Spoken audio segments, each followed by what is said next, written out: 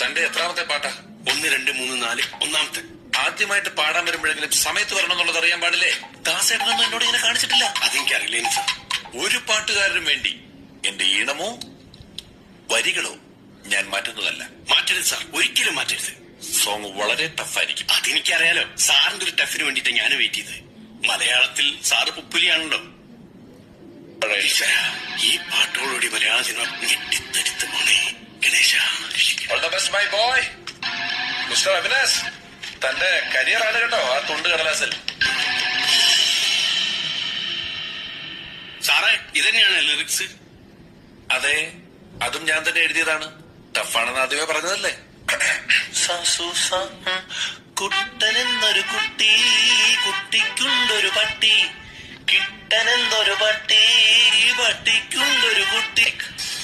കുട്ടനെന്നൊരു കുട്ടി, കുട്ടിക്കുണ്ടൊരു പട്ടി, കിട്ടനെന്നൊരു ഇതല്ല അതിന്റെ ഒരു ഫീല്. അങ്ങനല്ല, താൻ ചുമ്മാ നോക്കി വായിക്കുവാണല്ലോ. കുറച്ചുകൂടെ അതിന്റെ ആ ഭാവം ഉൾക്കൊണ്ട ആ ഒരു നായയുടെ ഒരു ഭാവോ സ്നേഹമോ ഒക്കെ ഉൾക്കൊണ്ട് പാടും. ഒരു കാര്യം ചെയ്യും, താൻ ആ ലാസ്റ്റത്തെ കുര മാത്രം ഒന്ന് കുറച്ച് കുരയ്ക്കൂ അവിനാശ്.